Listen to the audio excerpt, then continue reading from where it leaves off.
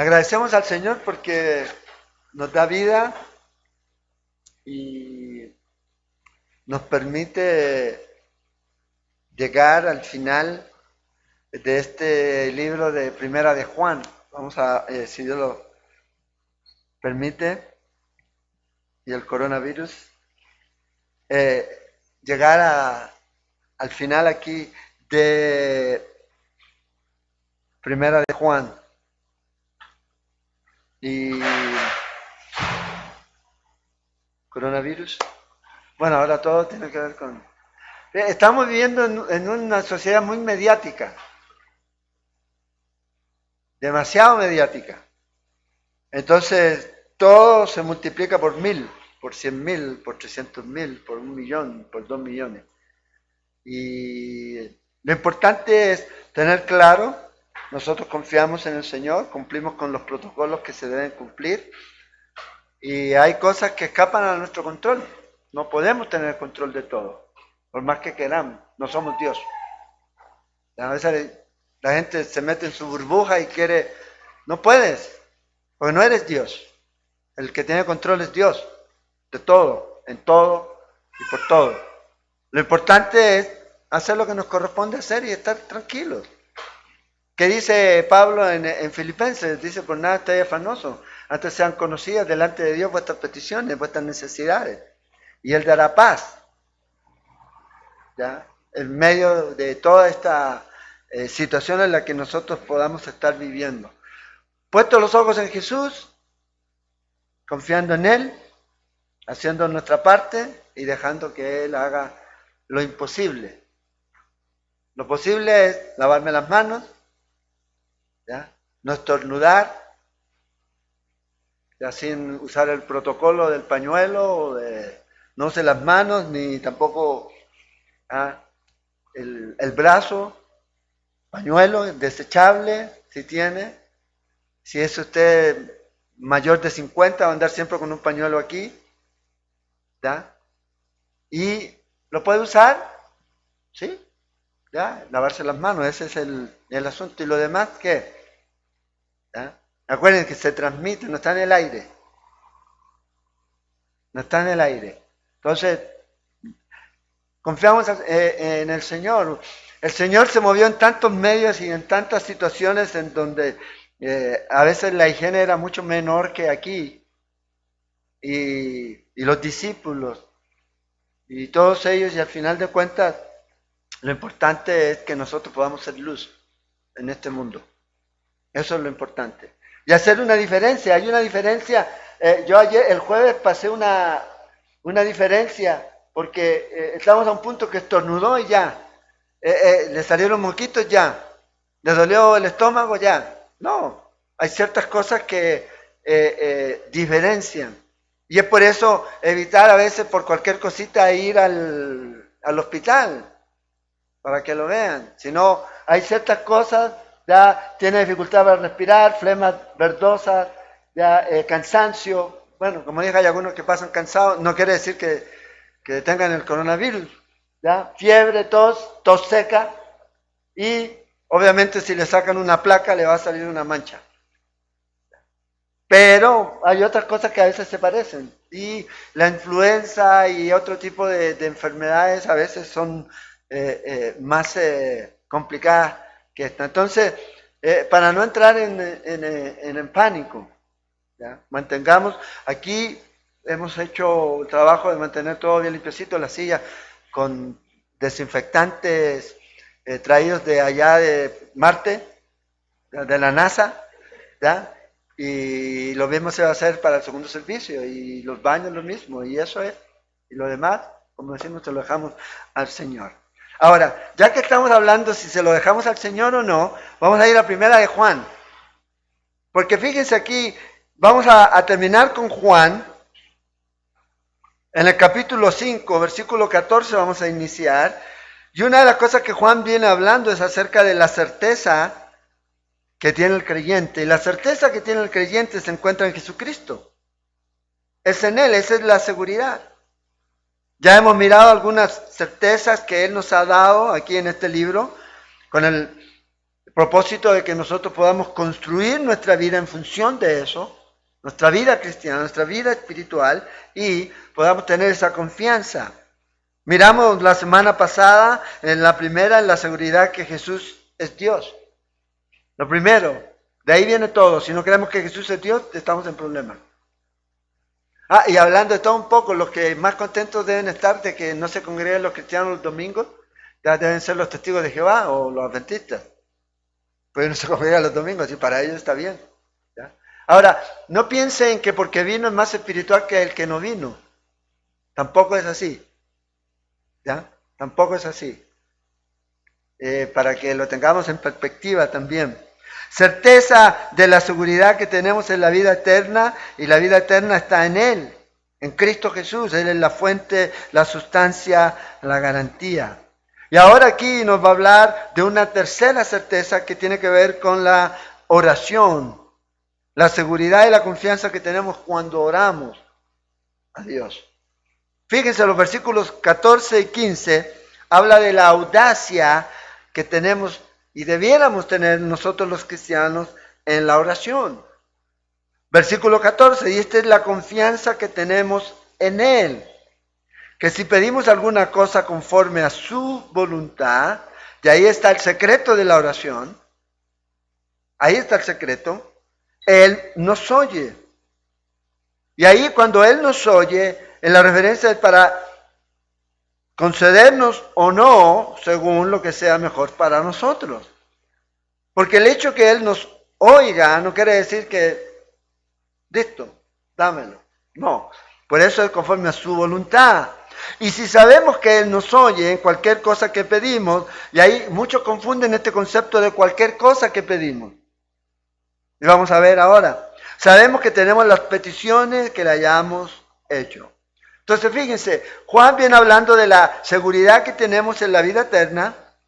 Si usted tiene esa seguridad de la vida eterna, Juan relaciona esa seguridad de la vida eterna aquí en la confianza en la oración.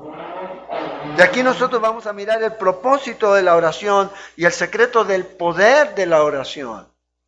Fíjate, dice aquí, esto es, dice, cualquier cosa que pedimos, o sea, debemos pedir, no es malo pedir, pero cualquier cosa que pedimos conforme a su voluntad. Conforme a su voluntad. Y una vez que hemos pedido, tener la seguridad de que no hemos hablado al aire, ni hemos hablado a los que están con nosotros en oración a veces, sino que Él es el que nos oye. O sea, le hemos hablado y le hemos pedido a Él. Entonces, fíjate, nos dice aquí que debemos tener esta valentía en la oración. Dos cosas tienen referencia a esto. Primero es la confianza. Pero la confianza en quién está cuando usted ora. La confianza está en Él. Por eso dice aquí en el verso 14, y esta es la confianza que tenemos en Él.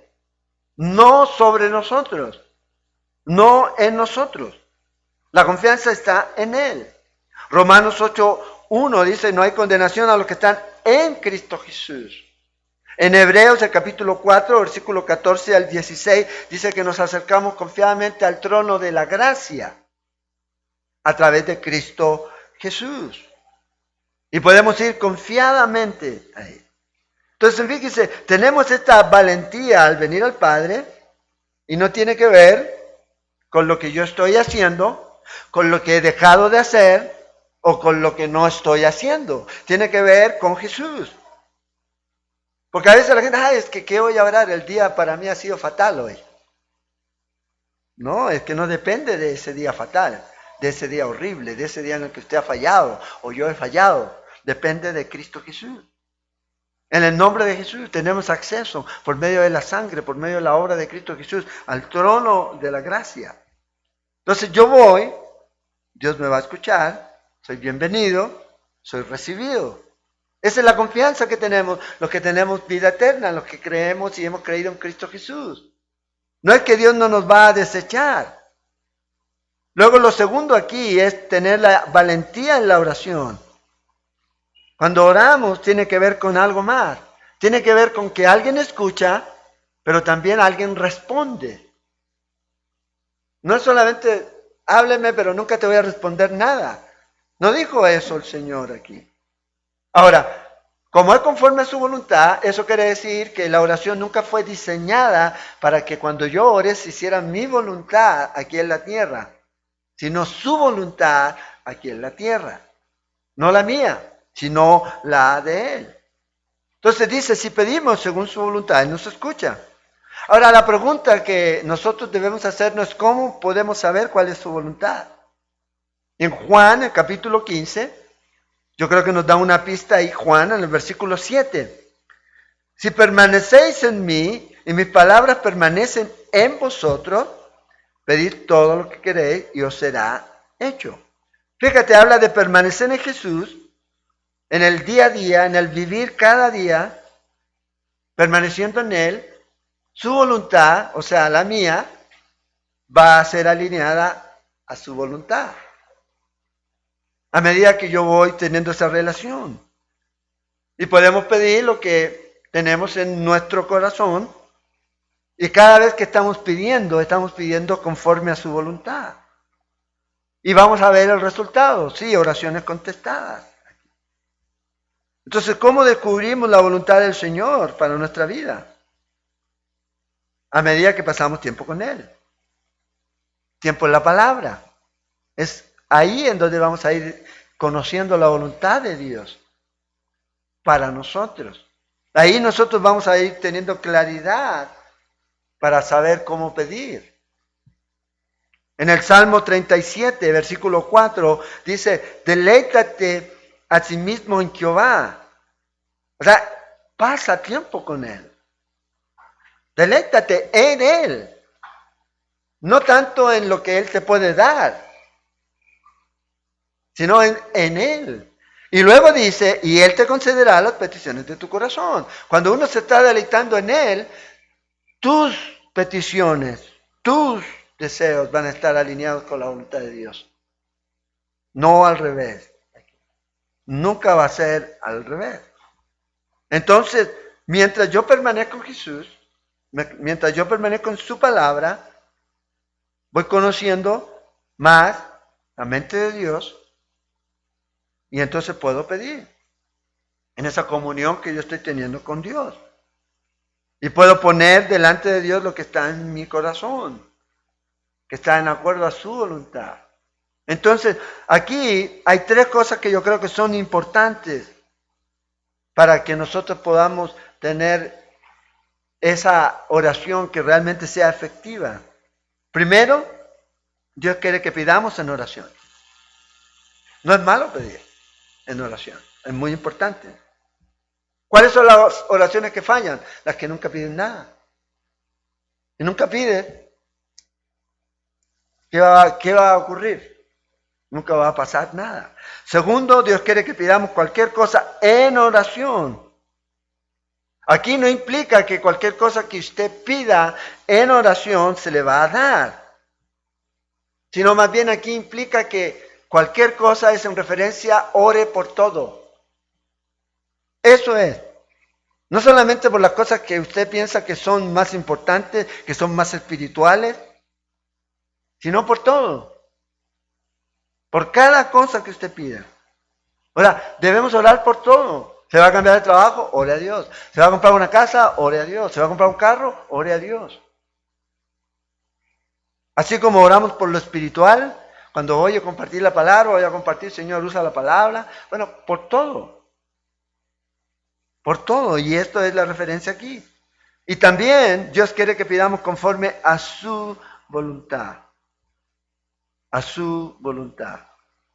Entonces, oramos y buscamos su voluntad por medio de la palabra de Dios. Oramos y pedimos que Dios nos dé sabiduría, que Dios nos dé discernimiento. Entonces, fíjense lo que Juan está tratando de decirles a aquellos hermanos que tienen vida eterna. Dios quiere trabajar, ¿ya?, con nosotros. Y nosotros también debemos querer trabajar con Él. Por eso es importante que debemos alinear nuestra voluntad y nuestras agendas a las de Él, no al revés. No al revés. Y la oración nos da esa perspectiva. Entonces, Santiago 1.5 dice, si a alguno de vosotros le falta sabiduría, pídala a Dios. Pídala a Dios, el cual da a todos abundantemente sin reproche y le será dada. Entonces, ¿necesita sabiduría? Santiago, pídala, dice. Pero el asunto es si estamos dispuestos a escuchar. Porque una cosa es pedir. Si estamos dispuestos a esperar la respuesta. Cuenta en una historia de que a una señora muy importante fue a un de estos conciertos de ópera, estos teatros de ópera, y se le perdió un pendiente, ¿ya? Carísimo. Y ella se dio cuenta cuando llegó a la casa y llama por teléfono al lugar ahí, al teatro, donde se estaba dando la ópera, y la atendió uno de los administradores. Y le dice y le explica, mire que se me quedó o se me perdió algo, por favor, vean si está por ahí. Y él le dijo, espere un momento. Y él fue y se demoró porque obviamente había que mirar ahí en el teatro y sí lo encontró. Pero cuando volvió, el teléfono estaba ella había colgado. Ahora, ¿a cuántos de nosotros nos pasa eso? Pedimos y colgamos la línea. No esperamos respuesta. Y ahí es donde perdemos la bendición de la oración. Ver lo que Dios quiere hacer. Hacemos una oración fervorosa y oramos al Señor, pero fallamos en mantenernos en la línea. Esperando a ver qué va a decir el Señor. ¿Qué va a responder el Señor? Perdemos el gozo de la oración contestada, perdemos el gozo de poder ver la mano de Dios, perdemos la oportunidad de ver la recompensa, el trabajo hecho por Dios a través de la oración. ¿Por qué? Porque sencillamente estamos demasiado apurados. Y si hay un momento, ¿cuánto ha llamado usted a esos teléfonos en donde marque 1, marque 3, si quiere marque 7? Yo llego cuando ya la segunda que me dicen, la tercera ya cuelgo. Allí a veces nos pasa lo mismo en oración. A veces solo al Señor y Señor, y espero que caiga algo y como no cae nada ya, Señor, ya no vuelvo a insistir, no vuelvo a orar. No, tenemos que orar. Hay que orar conforme a la voluntad de Dios. Hay que orar con fe en Él, porque depende de Él, no de nosotros. No de nosotros, depende completamente de Él. Y pedir correctamente. Orar para que el Señor nos dé la capacidad de poder articular las palabras correctas para pedir de la manera correcta. Y si no es el caso, orar para que el Señor interprete esa oración conforme a su voluntad. Y que Él haga lo que tenga que hacer. Pues yo puedo pedir muchas cosas, pero debe ser conforme a su voluntad. Hoy día hay mucha gente que dice que tiene, que Dios lo escucha, que tiene en línea directa con Dios y que si oran por los enfermos Dios los sana, etcétera, etcétera. Y usted ve eso. Pero cuando en la práctica uno lo mira, no es así. ¿Por qué Dios sana a uno y no sana a otro? Yo no sé. Pero no es por falta de fe, necesariamente. Dios sanó a mucha gente que ni siquiera pudo poner su fe ahí. La niña que estaba muerta, ¿qué fe tenía? Lázaro, ¿qué fe tenía? Cuando el Señor lo sacó, lo levantó de las tumbas. Entonces, pero también hay personas que ponen su fe en acción. Dice, si toco el manto voy a ser sana. Y así fue, según tu fe se ha hecho, le dijo. Según tu fe se ha hecho. Pero el punto es que a veces nosotros pensamos que hay una fórmula. Entonces estos predicadores dicen, no, usted tiene que tener la fe de Dios. ¿Fe de Dios? O sea, ¿Dios tiene fe en alguien? Aparte de Él. Nosotros sí necesitamos tener fe en Él, porque Él es Dios. No, tenemos que nosotros depositar nuestra fe en Dios, en la persona de nuestro Señor Jesucristo. Y orar. Y si Dios va a sanar, gloria a Dios. Y si no, gloria a Dios. No lo entiendo ahora, pero cuando llegue el momento, voy a poder darme cuenta que el Señor tenía un propósito mayor. Y eso es mirar el cuadro más amplio. Entonces a veces oramos, Señor, oré y hago esta oración, y entonces, pero no pasa nada de lo que yo pedí. Entonces digo, wow, ¿de qué me voy a decepcionar? ¿De Dios? No, Dios tiene un propósito. Dios no es el genio de la botella. Que usted lo frota, sale y dígame y pídeme los deseos y te los doy. No, Él es soberano. Por eso Juan dice aquí, tienes vida eterna, relaciónate con Dios, vas a aprender a orar. ¿Quieres aprender a orar? Tenga comunión con Dios. Tenga intimidad con Dios. Lea el libro de Daniel, lea el libro de Jeremías, oraciones que hay ahí. Tremendas, de hombres. En diferentes circunstancias, que siempre buscaron la voluntad de Dios. Ahora fíjense en el versículo 16 y 17. Aquí hay algo interesante, acuérdense, estamos en el contexto de la oración. De esto está hablando aquí Juan. Y aquí en estos dos versículos hay algo que es bastante interesante, ¿ya? Con referencia a lo que menciona Juan aquí. Dice, si alguno viera a su hermano, fíjate lo que está diciendo aquí Juan. Si alguno viera a su hermano cometer pecado que no sea de muerte, pedirá y Dios le dará vida. Esto es para los que cometen pecado que no sea de muerte. Hay pecado de muerte. ¿Ya? El texto original dice pecado a muerte. Ahora dice por el cual yo no digo que se pida. Fíjense qué interesante. Juan nos está diciendo ore conforme a la voluntad, pero ahora dice en esta condición o en esta situación no ore. Le digo que no es que no tenga que orar, pero yo le digo no pidan por eso. Si ustedes quieren orar, oren, pero no pidan por eso. Toda injusticia es pecado, pero hay pecado no de muerte. Entonces, Juan aquí está hablando sobre el pecado. Y fíjate, habla aquí de dos tipos de pecado. Y lo primero que Juan dice aquí es que si usted o yo, cualquiera de nosotros ve a un hermano en pecado, ¿qué debe hacer?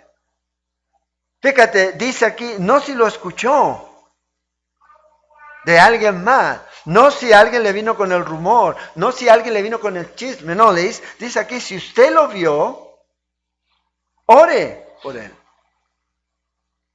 Una de las prácticas más perjudiciales de la iglesia y en medio de la iglesia es difundir rumores y chismes aquí. Entonces, hagamos cuenta que no fue rumor, que no fue chisme, que no le contaron, sino que usted lo vio. ¿Qué debe hacer? ¿Salir y enrostrárselo en la cara, pecador inmundo? No, Juan dice, ore primero por él. ¿Qué estás haciendo, pecador? Arrepiéntete. Juan dice, ore por él. Si usted ve a su hermano que está cometiendo algo que lo está llevando a tener una mala relación con Dios. Orar para que el Señor abra sus ojos. Orar para que esta persona vuelva otra vez a su centro, que es Cristo el Señor. Orar por ellos aquí. La gente dice, la oración cambia las cosas. Ok. Lo puede hacer, entonces ¿qué debemos hacer? Amar y orar. Acuérdense, el amor cubre multitud de pecados. Entonces, el punto es, la oración no solamente va a cambiar a la persona, pero la oración también va a cambiar nuestra vida. Y entender que esta persona hizo lo que hizo. Si yo me alejo de Dios, yo puedo hacer exactamente lo mismo. ¿Y qué debo hacer? Restaurar, orar por él. Antes de tratar de enrostrarle su pecado. Y a través de la oración Dios les va a dar a ustedes sabiduría. Entonces a veces una de las cosas que nosotros perdemos es el filo del hacha. El filo del hacha. Han oído muchas veces la historia del hombre que, ¿verdad?, que cortaba árboles y empezó a cortar árboles, lo contrataron y empezó el primer día arriba, pic, en la tala de árboles. Y luego fue disminuyendo. Y luego ya el jueves, el capataz ahí de la obra le dice, hey, muchas gracias, aquí está tu finiquito. Y le dice, ¿por qué? Si yo era el que venía cortando. Sí, pero empezaste bien, pero ahora tu cuota ha bajado demasiado. Y el capataz le hace la pregunta, ¿le has sacado filo a tu hacha? Y él le dice, no, he estado demasiado ocupado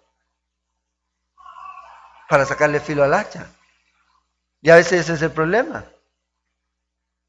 Comenzamos cortando bien, y de repente estamos demasiado ocupados, no tenemos tiempo para sacarle filo al hacha. ¿Y cómo se saca el filo al hacha? Es en oración. Es ahí en donde está el trabajo realmente. El trabajo es la oración. ¿A qué creen ustedes que Satanás le tiene más temor? Decía un predicador del siglo XVII. ¿Es a hombres que predican, que recitan la Biblia, o a hombres que oran? Spurgeon decía, prefiero enseñarle a un hombre a orar que a 10 a predicar. Es ahí donde está verdaderamente la victoria. Y debemos nosotros tener ese corazón para orar. Y mientras más trabajo haga, usted se va a dar cuenta que va a tener menos producción. No importa. Todo el esfuerzo y todo lo que usted haga. Y cada vez se va a hacer más pesado y más tedioso y más y más. Y la razón es sencilla. Hemos dejado de orar. Y ya el árbol ya no se corta a la primera. Y usted necesita hacer más golpes. Y obviamente eso va a terminar cansándolo.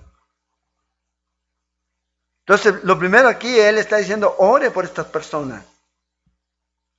A veces le restamos importancia a la oración. Creemos que no es importante. Es muy importante estudiar la Biblia, pero lo más importante es orar, el balance. Los discípulos dijeron, no es justo que nosotros dejemos la oración y la palabra para servir las mesas. No es que no iban a servir las mesas, pero su prioridad era oración y la palabra. Y lo mismo para nuestra vida.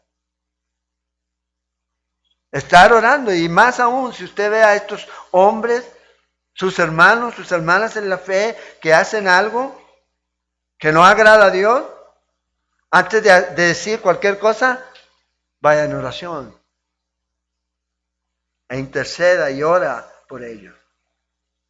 Entonces, Juan dice aquí, nuestra responsabilidad es orar por los hermanos en pecado que no conduce a muerte. Es lo que él dice. Santiago 5, versículos 19 y 20, el apóstol ahí habla también que la multitud de amor va a cubrir pecado. Lo mismo dice el apóstol Pedro en Primera de Pedro, en capítulo 4, versículos 7 al 8. Y en Gálatas 6, versículos del 1 al 5, el apóstol Pablo también dice, si ustedes que son espirituales y ven al hermano, bueno, restábrenlo. Es nuestra responsabilidad. ¿Para qué? Para que sea restaurado. Ahora, fíjate la restricción que hay aquí en la oración. También, Juan lo dice aquí. ¿Podemos orar? Sí, podemos orar. Pero dice algo aquí que es muy intrigante. De hecho, tan intrigante que cuando usted ve comentarios de este pasaje, usted va a ver una cantidad de opciones, de posibles interpretaciones a las que Juan se está refiriendo. Yo hoy día solamente le voy a dar 18. No, mentira. Pero el punto aquí es entender, fíjate lo que Juan está diciendo. Hay pecado de muerte, por el cual yo digo que, dice, no se pida. O sea, hay pecado que conduce a la muerte. Juan dice, no ore por eso. Entonces la pregunta aquí es triple. ¿Qué significa eso? ¿Cuál es el pecado que conduce a muerte? ¿Muerte física o muerte espiritual? ¿A qué se está refiriendo Juan aquí? Entonces muchos comentaristas o algunos otros dicen, es un pasaje muy complejo, muy complicado, se lo dejamos al Señor. Sería lo más fácil. ¿Ya? Y que a veces es mejor, si no lo tenemos claro, es mejor dejarlo así. Por ejemplo, los católicos hablan desde esta perspectiva de que hay un pecado que es un pecado mortal y venial, un pecado de muerte y un pecado que no es de muerte. Y toman y tienen esta idea aquí, de eso.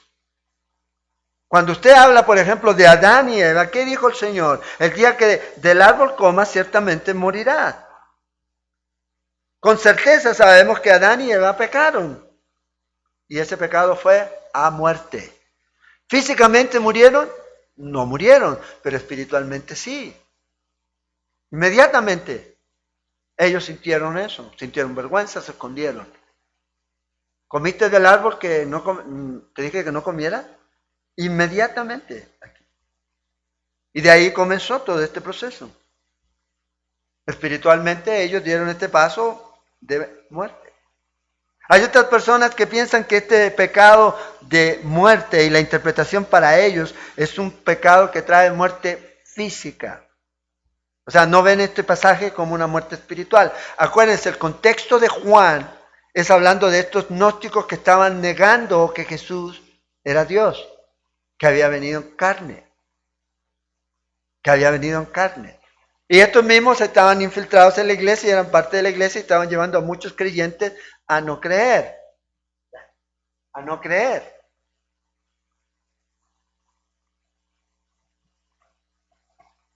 Entonces, hay algunos que dicen que aquí no se refiere a muerte espiritual. Dicen muerte física. Toman dos ejemplos. El de Ananías y Zafira. Hay muchos más, pero toman el de Ananías y Zafira, que murieron por causa de su pecado. ¿Cuál fue el pecado de Ananías y Zafira? Correcto, ese mismo, que usted no quiere nombrar. Hipocresía. Engañar, quisieron engañar. Ahora, también dan la cita ahí de Corintios 11, donde dice que hay algunos que han muerto porque obviamente se han enfermado y han muerto porque no han tomado y no han discernido el cuerpo de Cristo correctamente. Y en las comidas de ágape se emborrachaban y tomaban y se enfermaban y algunos morían. Veo dos problemas con esta interpretación de estos dos pasajes. Porque si fuera por eso, ¿cuántos hipócritas habrían muerto? O sea, ¿cuántos estaríamos muertos a lo mejor? ¿Ya? Una de las cosas que uno debe ver. Y eso no es algo que usted ve ahora. Aquí. De hecho, cantamos canciones, y a veces estamos cantando canciones, y en realidad no las vivimos, no las creemos, hipócritamente. Señor, te entrego todo a ti. ¿Ya? Toda mi vida te la doy. Cantamos, cuando sabemos que no es verdad. En el caso de los de Corintios, estos estaban enfermos porque estos no discernieron el cuerpo del Señor. Y murieron aquí. Hay otros que dicen que esta es una referencia al pecado y versus transgresión.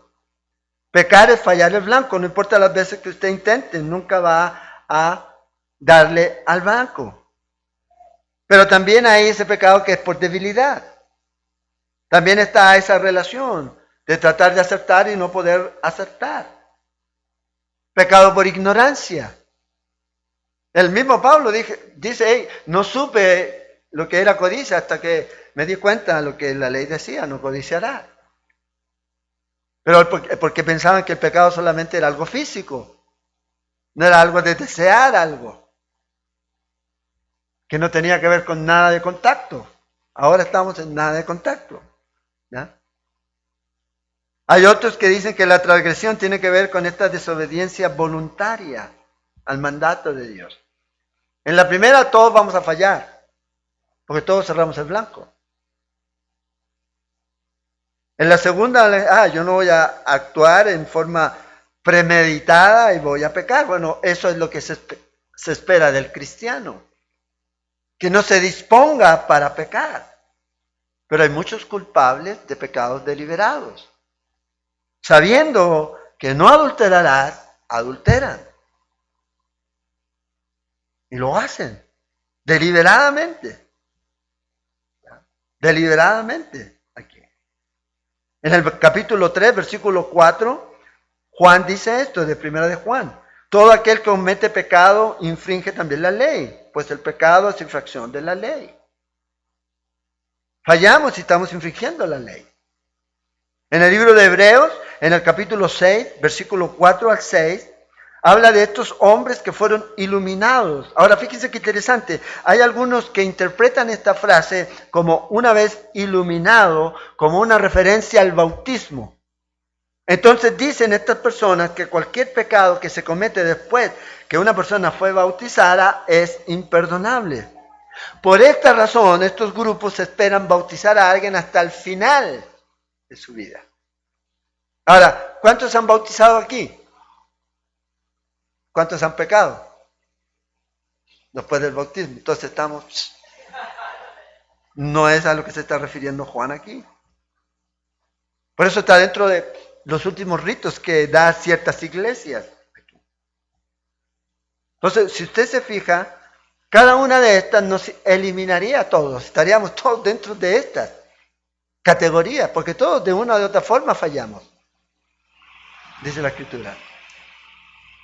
Yo creo aquí que el punto va hacia otra forma, aquí, hacia otro punto, y es a la apostasía.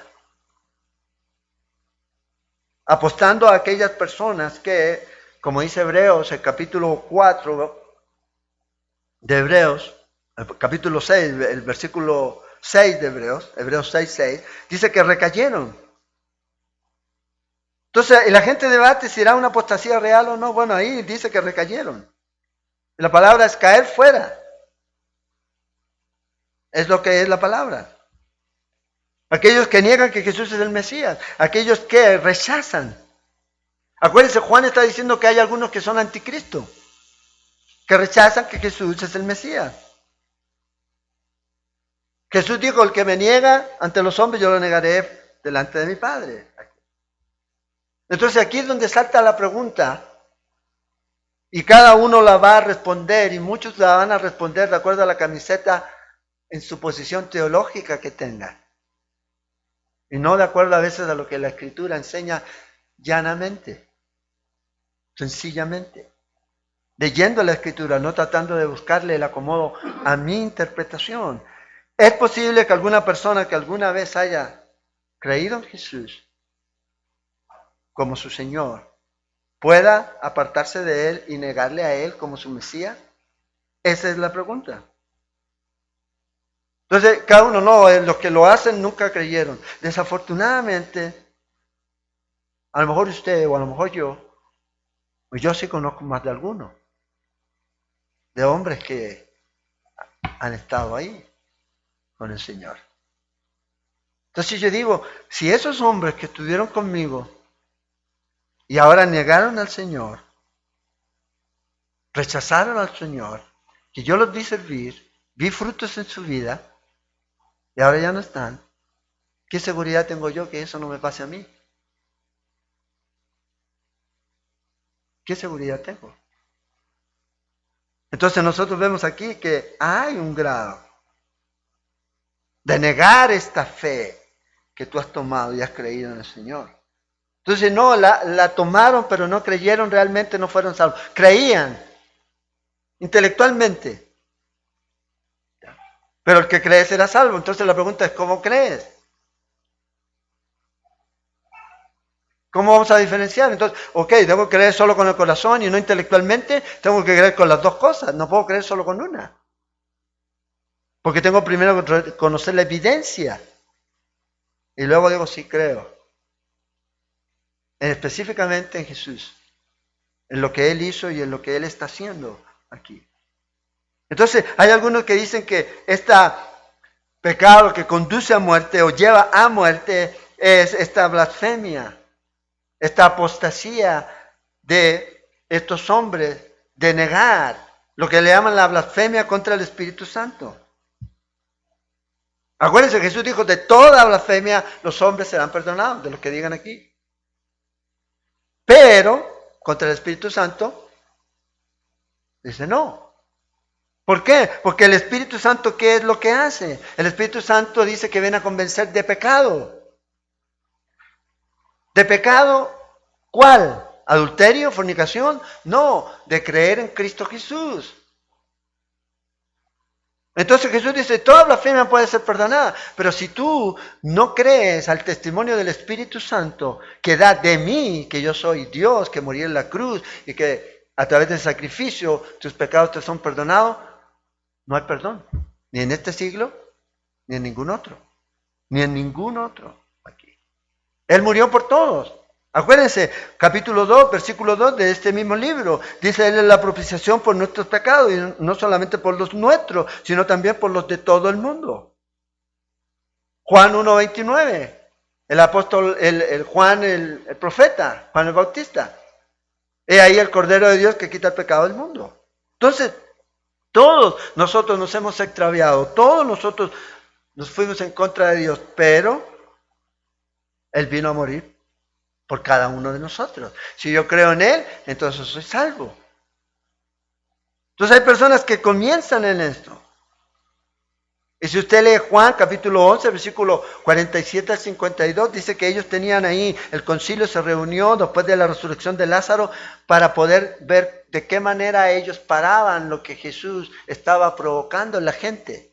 ¿Y qué es lo que Él estaba haciendo? Es que la gente estaba viviendo y estaba creyendo en Él. Y vea lo que dice el sumo sacerdote ese día, en versículo 50 de Juan 11. Ni penséis que nos conviene que un hombre muera por el pueblo y no que toda la nación perezca. O sea, él estaba profetizando, porque más abajo dice después Juan que esto profetizó. No habló como Caifás, sino habló como el sacerdote ungido por Dios en ese momento. ¿Hablando de quién? Hablando de Jesús.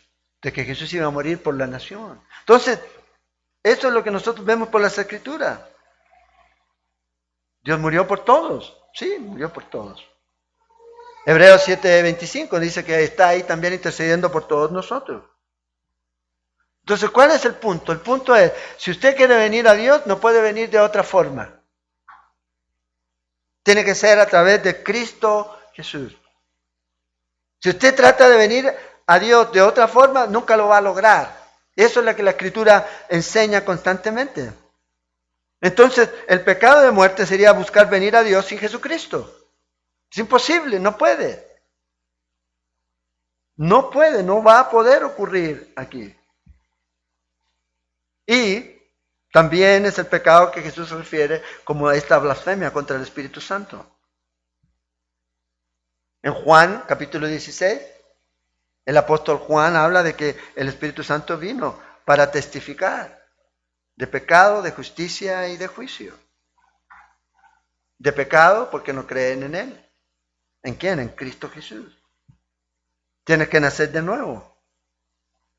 Entonces, no creer en Jesús es el pecado de muerte. Si alguien no cree en Jesús, ¿qué oración puede servir? Si alguien rechaza a Jesús. Entonces, por eso Juan, fíjate lo que nos está diciendo aquí. Dice, pido que oren por sus hermanos, pero también pido que no oren por estas personas. No debes orar por ellos. Ahora, ¿usted ora por sus familiares que no conocen a Dios? Sí, yo oro por mis familiares que no conocen a Dios. ¿Ora por aquellos que no conocen a Dios? Yo oro por eso. Cuando nos reunimos, a orar por eso. El objetivo a veces es orar para que Dios traiga almas. Traiga almas. Y eso es lo que nosotros hacemos. Entonces, aquí no se refiere a que no podemos orar por aquellos que no conocen a Dios, no por aquellos que son familiares nuestros que no conocen a Dios. No, aquí se está refiriendo a algo que es mucho más allá de eso. No por aquellas personas que no han creído en Cristo Jesús. La referencia aquí es a personas que han llegado a conocer, hermanos, le digo, no oren por estos, por estos otros hermanos. Aquellos que han venido a conocer y que han hecho un reclamo y que han dicho, Señor, yo creo en ti, y que ahora ellos se están volviendo la espalda y están negando totalmente esta experiencia. Apostasía. Alejarse de Dios. ¿Qué oración puede ofrecer por ellos? Que están ellos mismos diciendo, en mi libre albedrío yo tomo la decisión de dejar esto, de abandonar, yo ya no creo más en esto. No, esto no sirve. Hay muchos cristianos que han retrocedido en su fe y usted los puede ver a lo mejor practicando pecado, pero aún así todavía tienen un corazón para Dios. Aún así pueden escucharte. Bueno, ore por ellos. Pero hay otros a los cuales usted va, a estas personas, y no quieren nada. Más bien blasfeman en nombre de Dios. Entonces Juan dice, no ore por ellos. No ore por ellos. Entonces están estos que dicen que es una muerte física. Están aquellos que creen que es una apostasía por los que no hay que orar. Blasfemian. El punto aquí es que hay dos cosas que usted debe aprender, que están muy claras aquí. Una es que el cristiano nunca debe coquetear con el pecado. Nunca. Porque va a encontrar, como dicen, un rudo despertar. Va a ser violento. El pecado siempre trae muerte. Es siempre. Tu vida espiritual se desvasta. Tu vida espiritual pasa demasiadas cosas. Entonces lo primero aquí es el pecado destruye. No coquetees con él. No pienses que al final de cuentas yo puedo salirme de eso. No. Lo segundo que podemos ver aquí es que va a llegar un momento en que el Señor diga, ya no ores más por esa persona. Wow. ¿Vemos eso en la Escritura? Sí. Jeremías capítulo 7, versículo 16. Tú pues no ores por este pueblo, ni levantes por ello clamor, ni oración, ni me ruegues, porque no te oiré. Wow. Jeremías orando por el pueblo. Capítulo 11, versículo 14. Tú pues no ores por este pueblo, ni levantes por ellos clamor ni oración, porque yo no oiré en el día en que su aflicción clamen a mí. No ores. No ores por ellos. Jeremías 14, 11. Me dijo Jehová, no ruegues por este pueblo para bien. ¿Cuál es el pecado del pueblo de Israel en el tiempo de Jeremías? Voluntariamente ellos dejaron a Dios. Le dieron la espalda a Dios. Es lo que ellos hicieron. Y no se arrepintieron. Oseas capítulo 4, versículo 17. Efraín es dado a los ídolos, dice. Déjalo. No pidas por él. Todo tiene que ver con esa capacidad que el hombre tiene de decidir y tomar la opción. De tomar la opción. Aquí. Entonces el pecado hay que tomarlo en serio. No coquetear con él. Nos puede destruir. Un poquito, sí que. Puedo ver esto, total lo aguanto, mi mente es fuerte. No. Y por eso Juan termina esta carta y vamos a llegar ahí ya. Cuando dice, guárdese de la idolatría, y vamos a ver que tiene mucho que ver con comunión con Dios. Porque este libro se trata de eso, tener comunión con Dios. Tener comunión con Dios. Entonces, ¿puede orar usted por los hermanos? Ore por ellos. Si usted ve a un hermano que comete una falla, que peca, ore por él. Para que reaccione. Para que Dios lo traiga de vuelta. Ahora fíjense, termina aquí esta carta con 4 cosas más que nos va a dar aquí Juan, en las cuales usted y yo debemos estar seguros. Ya las ha mencionado, pero otra vez las va a repetir. Y fíjense lo que dice el versículo 18. Sabemos que todo aquel que ha nacido de Dios no practica el pecado, pues aquel que fue engendrado por Dios le guarda. Jesucristo nos guarda. Y el maligno no le toca. Eso ya lo hemos visto en los capítulos del 1 al 3. ¿Y cuál es la razón? Es que el Espíritu Santo está en nosotros. Y si usted peca, el Espíritu Santo va a traer convicción a su vida. La alarma. Ah, es un chisme, no lo escuches. No mires esa película. No vayas allá. Y eso no es de, qué bueno soy yo, José. No, ese es el Espíritu Santo. Porque José carne quiere ver. Es la verdad. Por eso usted, si tiene medios digitales, tenga cuidado. A veces ve algo que hay de malo. Entonces no practicamos. ¿Por qué? Porque el Espíritu Santo nos trae convicción. Nos dice, no lo hagas, no lo hagas. Quema el teléfono, quema el teléfono. Nadie va a quemar el teléfono. Y eso es lo que nos dice aquí. Entonces el Señor nos ama. Y como el Señor nos ama, nos trae convicción. Y si es necesario, nos va a azotar. Nos va a dar azotes. ¿Por qué nos ama? Porque somos sus hijos. Va a traer que este pecado que a lo mejor estás ahí ahora coqueteando con él, te haga una vida miserable. Él lo va a permitir. Para que reaccione. Entonces vea esto aquí. Si no hay convicción, si no hay disciplina, no hay salvación. O sea, si usted no está siendo traído a convicción en su corazón, si usted no está trayendo Dios disciplina a su vida, entonces no hay salvación. Porque a sus hijos Dios los disciplina, a sus hijos Dios les trae convicción por medio del Espíritu Santo. No busquemos profundizar, es así de sencillo, así de simple. Si somos sus hijos, Él nos va a disciplinar, nos va a traer convicción, nos va a traer de vuelta a Él, a arrepentirnos, a dejar de practicar ese pecado. Por eso dice, si confesamos nuestro pecado, Él es fiel y justo. Ahora fíjate lo segundo que dice aquí, no solo que Él es el que nos cuida, Él es el que nos guarda, porque pertenecemos a Él. Dice pues, aquel que fue engendrado, dice el versículo 18, la segunda parte, por Dios, le guarda y el maligno no le toca. Entonces, si usted ha nacido de nuevo, usted sepa, y esto es algo que usted debe tomar en su corazón, pertenece a Jesús. Pertenecemos a Él.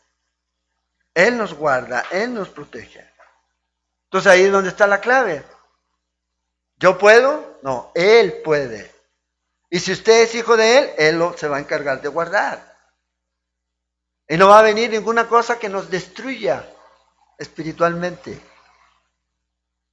Físicamente podemos sufrir, pero espiritualmente vamos a estar firmes. Como dijo Job, si Él deshiciere mi cuerpo, no importa, yo sé que Él vive. Y confío en Él, porque pertenecemos a Él. Y esa es la confianza que tenemos. ¿En qué mano está usted? ¿En cuáles manos? En las manos de Dios. ¿Qué dijo Jesús? Juan 10. Nadie las arrebata de mi mano. ¿A quién? A sus ovejas. Juan 17, yo les guardo. Él nos guarda. Y esa es la confianza que tenemos. En Judas nos dice que Él es poderoso para guardarnos sin caída, para presentarnos delante de Dios en el día del Señor. Podemos confiar en Él. Y esto es lo que Juan está diciendo aquí. Él nos va a guardar. ¿Cuál es su depósito? Dios. Él lo tiene guardado. Y Pablo decía, yo sé que Él tiene guardado mi depósito y Él me guarda. Y confío en Él. Entonces, si Jesús nos aleja del maligno, entonces la pregunta es, ¿por qué usted y yo pasamos pruebas? ¿Por qué usted y yo pasamos dificultades, batallas? Vea lo que dice en el versículo 19. Sabemos que somos de Dios. Esto es la tercera cosa. Sabemos que somos de Dios y el mundo entero está bajo el maligno. Estamos en las manos de Jesús, pero también sabemos que el mundo pertenece ¿a quién? Al maligno, al diablo. ¿Y qué comunión tiene la luz con las tinieblas? Ninguna. ¿Qué quiere hacer es destruirte? Y mientras estés en las manos de Dios, vas a estar en batalla espiritual contra este enemigo que no se cansa. Ni se cansa ni descansa. Lo único que quiere es destruirlo. Pero si usted tiene claro que usted es de Él, y está en las manos de Él, y no depende de usted, depende de Él, puede confiar. Lo último que dice aquí, en el versículo 20, la vida cristiana, una vida real, una vida verdadera. Pero sabemos que el Hijo de Dios ha venido y nos ha dado entendimiento para conocer al que es verdadero. Y estamos en el verdadero, en su Hijo Jesucristo. Este es el verdadero Dios y la vida eterna. La verdad que usted sabe sobre Dios determina su caminar. ¿Cómo usted está caminando? ¿Y qué sabemos de Dios? Primero aquí Juan nos ha enseñado que el Hijo ha venido en carne. Lo que vimos, lo que tocamos. También nos ha dado entendimiento por medio de la revelación de su palabra, para que podamos conocer. Entonces cuando usted lee la Biblia, usted puede conocer más, porque tenemos el Espíritu Santo, la unción, dice Juan, para que podamos entender. Pero también que estamos en el Padre y en el Hijo, y tenemos esa confianza. Y por último, vean aquí, dice que Jesús es Dios verdadero, y que la vida eterna descansa en Él. Entonces, como decía el salmista, probadme y ved que soy bueno. Y si usted ha probado al Señor, está dando testimonio de que el salmista tenía razón. Él es bueno. Y podemos tener esa confianza. Pero vea cómo termina esta carta. Versículo 21, esta exhortación final. Como que uno dice, bueno, como que la vejez, a lo mejor estaba pensando en otra cosa Juan y la puso aquí, pero tiene demasiado sentido esto para pasarlo por alto. Este versículo es un versículo muy importante, especialmente en el tiempo en el que nosotros estamos viviendo. Hijitos, dice, vea la ternura. ¿Qué le diría usted a sus hijos antes de morir? ¿Cuáles creen ustedes que serían las últimas palabras? Bueno, Juan dice, hijitos, guardaos de los ídolos. Amén. Y fíjate aquí, el enemigo de la comunión de Dios es la idolatría. Y Juan ha estado hablando de una verdadera comunión con Dios. Entonces les advierte aquí, si adoptan a un Dios falso o adoptan una idea falsa del Dios verdadero, entonces eso va a romper la comunión con Dios. Por eso cierra aquí con esta advertencia. Habiéndoles advertido a través de todo el libro de los peligros de estos Jesús falsos, de estos falsos maestros que enseñan falsas enseñanzas que van en contra de Dios. Les dice, hey, tengan cuidado con esto. Hay una idolatría que es obvia, que usted la ve cuando la gente reza a las estatuas. Y uno que dice, es idólatra. Pero hay una que es sutil. Y generalmente nunca le decimos que es idolatría. ¿Por qué? Porque nosotros a veces la practicamos. Y esa idolatría sutil muchas veces tiene que ver con eso, con vivir tu vida en función de algo más que Dios, como primera prioridad para ti. Tu carrera, tu negocio, tus estudios, cualquier cosa aquí. Esto siempre va a ahogar la verdadera comunión con Dios. O sea, si mi vida está realmente relacionada con Dios, nada va a impedir que yo tenga una buena comunión con Dios y con mis hermanos. Ahora, si mi vida está marcada por la idolatría, mi comunión con Dios y mi comunión con los hermanos va a sufrir. Y este es el versículo. Fíjate aquí, Juan está recordando el primer mandamiento. Lo mismo que el Señor le dijo a los israelitas, el Señor se nos dice a nosotros. En Ezequiel, en Ageo, él menciona acerca de eso, en Corintios.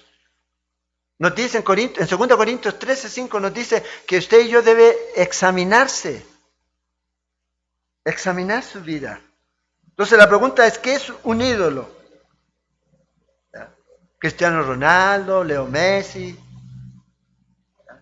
No, un ídolo es cualquier persona o cosa que ocupe el lugar de Dios en nuestra vida. Entonces, ¿cómo puedes discernir esto? De dos maneras. Primero, tu Dios es el que controla tu vida. Pregúntate, ¿quién controla tu vida? Segundo, la idolatría tiene que ver que el corazón, que es algo que está en el corazón de una persona. ¿Qué es el corazón para ti? En tu vida, o sea, ¿a qué le pones el corazón en lo que haces? Y eso va a mostrar qué tan idólatra eres. Ya sea en el control de tu vida o en donde tú estás poniendo tu corazón. Cualquier cosa que amamos más que Dios es un ídolo. Más que Dios. ¿Se acuerdan cuando Jesús estaba en la mesa? Y los discípulos ahí, el Señor dice, uno de ustedes me va a entregar. ¿Y cuál fue la reacción de ellos? ¿Seré yo, Señor? Yo creo que con esta advertencia deberíamos hacernos la misma pregunta. ¿Soy culpable, Señor, de idolatría? Examina mi corazón y ve qué hay en mí. Hay imágenes que están en mi mente que han reemplazado mi amor y mi deseo por el Señor y para el Señor. Si Dios está mirando las imágenes en tu mente ahorita, ¿qué está viendo? ¿Qué ve el Señor? Idolatría.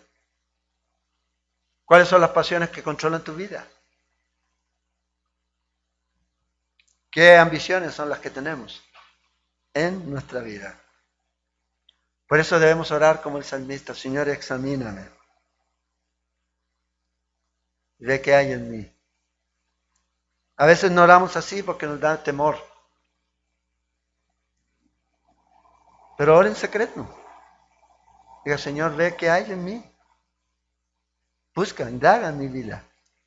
Si hay en mí algo que no está en acuerdo a lo que debe estar ahí como un hijo tuyo, sácalo a la luz. Y quítalo, Señor. Debemos examinarnos y juzgarnos lo mejor posible. Pero no se examine y se juzgue en función de mirar a otro. Sino examínese y júzguese en función de mirar a Cristo. No se compare con otro. Porque siempre podemos salir bien parados. Uno siempre va a tener la clave. Por eso Pablo le dice, examínese. Ageo le dice al pueblo de Israel, en Ageo 1, versículos 5 y 7, examina tus caminos. Examínate. Medita sobre ellos aquí. Entonces, si usted y yo nos mantenemos alejados de los ídolos, eso se va a mostrar en nuestra vida. ¿De qué manera? En sus minutos. ¿Qué tanto tiempo usted pasa con Dios? Porque si tiene un ídolo, ese ídolo lo va a alejar de Dios, de su intimidad con Dios, de su relación con Dios. Las actividades a veces que dedicamos todo el tiempo, un ídolo. A veces nos quitan eso. Pero no solo eso. ¿En qué manera gastamos nuestros recursos? ¿Cuántos recursos gastamos en cosas frívolas? ¿Qué uñas plásticas? ¿Qué cejas nuevas? ¿Qué botox? ¿Qué Rolex? Para satisfacer nuestros deseos de la carne. Para eso es. Ella sí está ya. Haga lo que pueda hacer y invierta en el reino.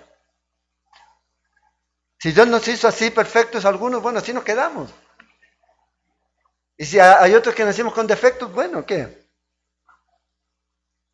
No dice el Señor, ¿por qué tratan de agrandarse si no pueden? Hay otros que se tratan de achicar. ¿Cuánto gastamos en eso? Comparemos en cómo invertimos en el reino del Señor, en comparación a eso. Muchas veces decimos una cosa, inclusive a veces la creemos, pero lo que hacemos a menudo es totalmente lo contrario. Y ahí es donde muestra realmente dónde estamos. Termina aquí Juan, dice, hijitos, guárdese de los ídolos. Fue importante en el tiempo de Moisés, fue importante en el tiempo de Juan, muy importante en nuestro tiempo. ¿Por qué? Porque podemos hacer ídolos de cosas que ni siquiera nosotros nos imaginaríamos. Entonces que Dios nos ayude. Acuérdense, 3 razones por las que Juan escribió esta carta. Plenitud de gozo, para que no practiquemos el pecado. Y el versículo 13, que vimos la semana pasada, es para que usted y yo tengamos esa seguridad de que tenemos vida eterna en Cristo Jesús.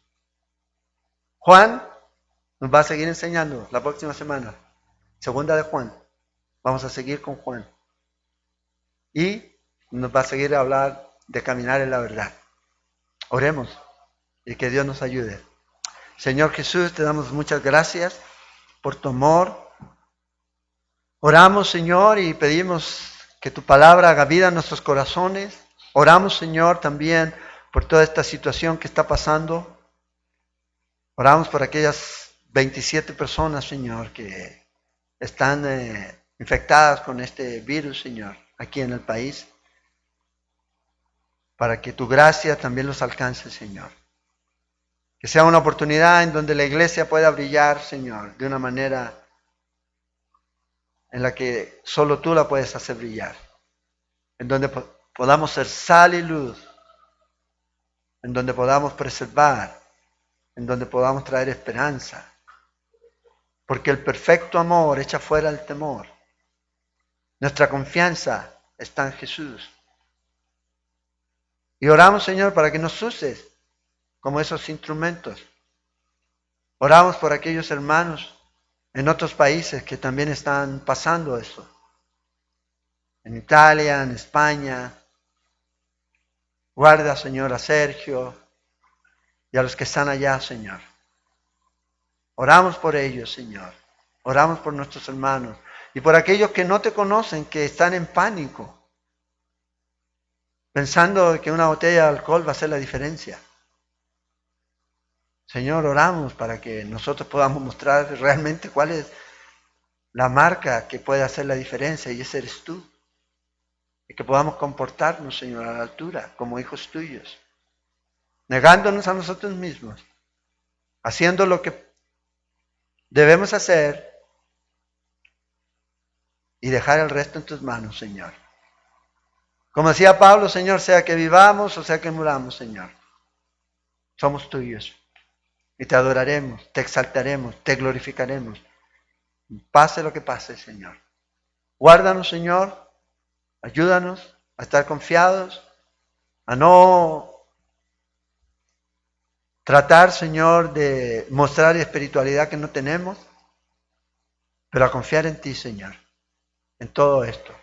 Guarda a nuestros hermanos, Señor, que nos ven por internet, que hoy no pudieron tener servicios en sus iglesias. Oramos, Señor, para que tú continúes trabajando, Señor, y que la iglesia siga siendo ese testimonio que tú quieres que seamos en este mundo. Testimonio tuyo, de amor, de compasión, de misericordia, de gracia. Enseñando, Señor, que esto solamente